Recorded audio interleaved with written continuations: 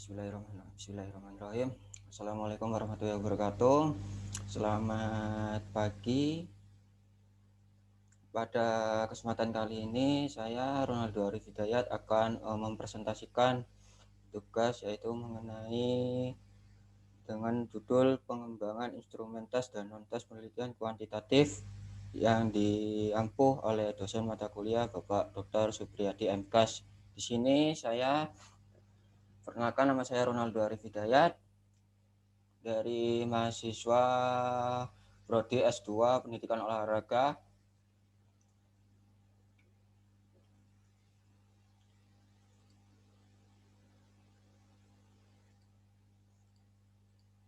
Baik,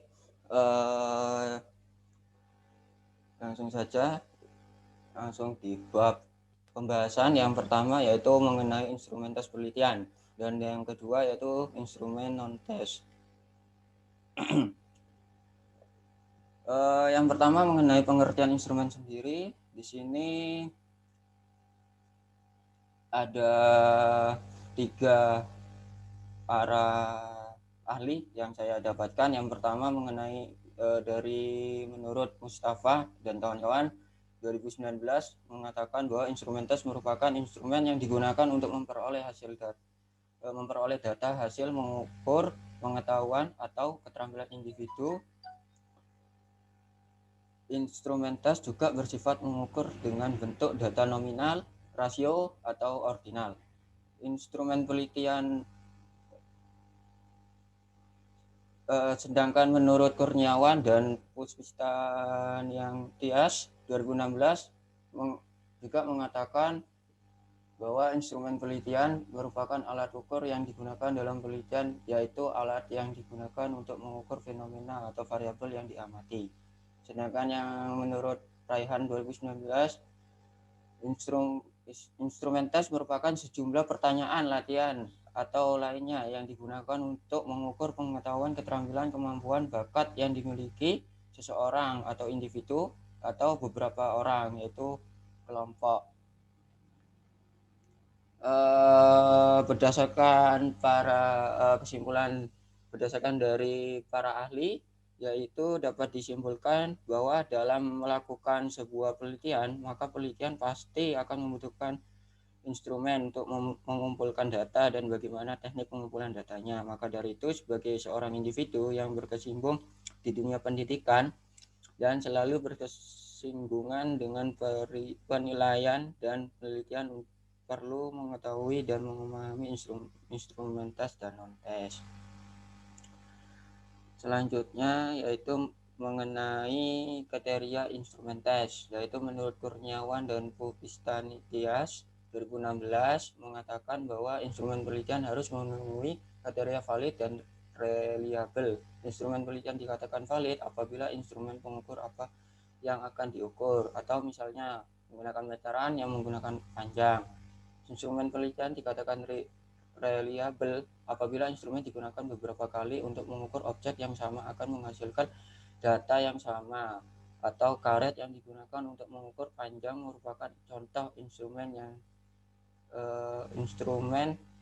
yang tidak reliable. Sedangkan menurut Mustafa dan kawan-kawan mengatakan instrumen penelitian yang dikembangkan atau disusun sebaiknya memenuhi kriteria valid, reliable, dan praktis sehingga akan memudahkan penelitian dalam mendapatkan data penelitian yang sesuai. Sedangkan menurut Kartowargiran 2009 mengatakan bahwa dalam pengukuran terhadap atribut psikologis, validitas sebagaimana dijelaskan di atas sangat sulit dicapai. Hal ini dapat dipahami karena pengukuran terhadap variabel psikologis dan sosial mengandung kesalahan yang lebih banyak daripada pengukuran variabel yang bersifat fisik. Oleh karena itu sulitnya menentukan validitas yang sebenarnya, maka yang dilakukan adalah mengestimasi validitas instrumen dengan perhitungan tertentu. Selanjutnya yaitu jenis-jenis instrumen tes. Dalam kaitan dengan instrumen tes ini, menurut Ari Kunto 2005 dalam Wirnarno mengatakan alat ukur lain yang sifatnya berstandar ditinjau dan sasaran atau objek yang akan dievaluasi, maka dibedakan adanya beberapa macam tes dan alat ukur lain. Di sini ada 6. Yang pertama terkait tes kepribadian. Tes kepribadian yaitu tes yang digunakan untuk mengungkap kepribadian seseorang yang diukur bila self-contact, reaktivitas, disiplin, kemampuan khusus, dan sebagainya. Yang kedua, tes bakat atau aptitude test, yaitu tes yang digunakan untuk mengukur atau mengetahui bakat seseorang. Selanjutnya, tes inteligensi, yaitu tes yang digunakan untuk mengadakan perkiraan terhadap tingkat intelektual seseorang dengan cara memberikan beberapa tugas kepada orang yang akan diukur inteligensinya. Kemudian tes sikap, yang sering juga disebut dengan istilah skala sikap, yaitu alat yang digunakan untuk mengadakan pengukuran terhadap berbagai sikap seseorang. Kemudian yaitu tes minat, adalah alat untuk menggali minat seseorang terhadap sesuatu. Selanjutnya yang terakhir yaitu tes prestasi, yaitu tes yang digunakan untuk mengukur pencapaian prestasi seseorang setelah mempelajari sesuatu. Berbeda dengan yang lain-lain sebelum ini, tes prestasi diberikan sesudah orang yang dimaksud mempelajari hal-hal sesuai dengan yang akan dites. Kemudian selanjutnya mengenai langkah-langkah menyusun instrumen tes sendiri, di sini menurut Kurniawan dan Puspita Nitias 2012, cara menyusun instrumen penelitian meliputi langkah-langkah sebagai berikut. Yang pertama yaitu menganalisis variabel penelitian, yaitu menggaji variabel yang menjadi sub penelitian secara jelas dan tegas, sehingga indikator tersebut bisa diukur dan menghasilkan data yang diperlukan penelitian. Selanjutnya yang kedua yaitu menyusun definisi operasional variabel. Definisi operasional sendiri merupakan spesifikasi kegiatan penelitian dalam mengukur suatu variabel atau memanipulasikannya. Selanjutnya yang ketiga yaitu menetapkan jenis instrumen yang digunakan untuk mengukur variabel atau subvariabel atau indikatornya. Yang selanjutnya yang keempat menyusun kisi-kisi atau layout instrumen. Kisi-kisi ini berisi lingkup materi pertanyaan, abilitas yang diukur, jenis pertanyaan, jumlah pertanyaan, waktu yang dibutuhkan, serta menentukan respon yang akan diukur. Apakah hendak mengukur sikap terhadap suatu atau efektif atau kognitif, tingkat kepuasan. Selanjutnya, peneliti penyusun item atau pertanyaan sesuai dengan jenis instrumen dan jumlah yang telah ditetapkan dalam kisi-kisi. Yaitu jumlah pertanyaan bisa dibuat lebih dari jumlah yang ditetapkan sebagai item cadangan. Untuk setiap itemnya yang dibuat, peneliti harus mempunyai gambaran jawaban yang diharapkan. Artinya, perkiraan jawaban yang betul atau yang diinginkan atau diharapkan harus ditentukan oleh peneliti. Dan yang terakhir yaitu instrumen yang sudah dibuat sebaiknya diuji coba. Hasil uji coba instrumen digunakan untuk revisi instrumen, misalnya membuang instrumen yang tidak perlu, menggantinya dengan item yang baru, atau perbaikan isi dan redaksi atau bahasanya. Cara melakukan uji validitas dan reliabilitas akan dibahas lebih lanjut. Jadi di sini saya mendapatkan contoh tes keterampilan menurut Winarno, menjelaskan bahwa dalam mata pelajaran pendidikan jasmani dikenal beberapa jenis tes tes pengetahuan. Digunakan untuk mengukur kemampuan kognitif. Biasanya tes ini berbentuk pertanyaan-pertanyaan. Tes pengetahuan ini dapat dilakukan secara tertulis atau tes tulis maupun tes lisan. Sedangkan tes keterampilan dalam mata pelajaran pendidikan jasmani dapat dilakukan mengukur tingkat keterampilan siswa. Tes ini dapat berupa tes keterampilan olahraga maupun tes kemampuan fisik berupa komponen kebugaran jasmani. Di sini saya ngambil contohnya yaitu terkait tes kebugaran jasmani, yaitu kemudian ada tes keterampilan bola voli, sepak bola, sepak takraw, bulu tangkis, dan lain sebagainya.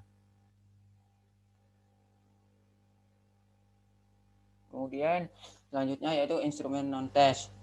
Di sini menurut Kurniawan dan Pupistaningtyas, instrumen non-tes terdiri dari kuesioner, interview, observasi, dan dokumentasi. Sedangkan Winarno yaitu berupa angket atau kuesioner, interview, observasi, dan inventory.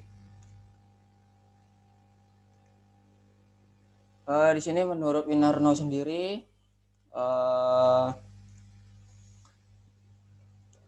jenis-jenis instrumen non-tes yaitu terdiri angket atau kuesioner, yaitu dalam pendidikan jasmani dan olahraga, angket atau kuesioner juga akan digunakan untuk mengumpulkan data. Kuesioner adalah sejumlah pertanyaan tertulis yang digunakan untuk memperoleh informasi dan responden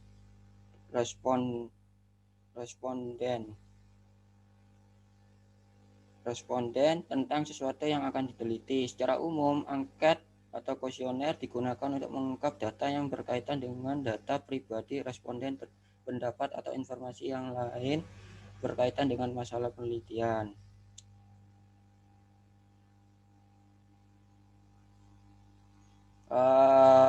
Di sini contohnya, peneliti mengadakan penelitian tentang kerajinan terhadap mahasiswa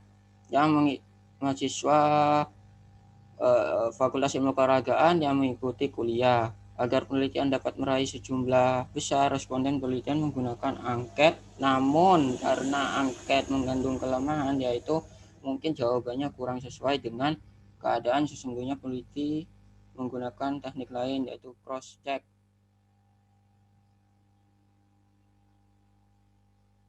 Kemudian yang kedua yaitu interview. Interview sendiri sering disebut dengan istilah wawancara atau kuesioner lisan. Adalah sebuah dialog yang dilakukan oleh pewawancara untuk memperoleh informasi dari orang-orang yang diwawancarai.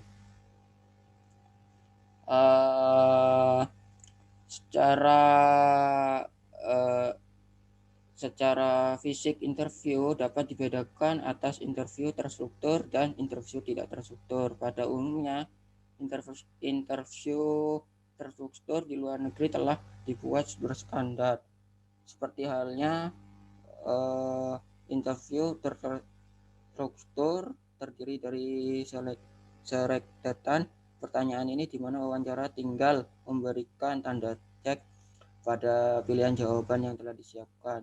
Interview berstandar ini kadang-kadang disembunyikan oleh pewawancara, akan tetapi tidak pula yang diperhatikan kepada responden. Bahkan respondenlah yang dipersilakan memberikan tanda tangan. Kemudian yang ketiga yaitu mengenai observasi. Nah, untuk observasi sendiri yaitu seringkali orang mengartikan observasi sebagai sumber aktivitas yang sempit, yakni memperhatikan sesuatu yang menggunakan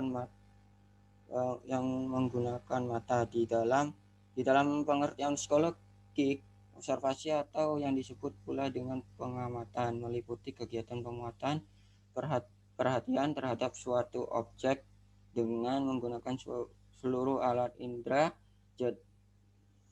Jadi mengobservasi dapat dilakukan melalui penglihatan, penciuman, pendengaran, peraba, dan pengecap.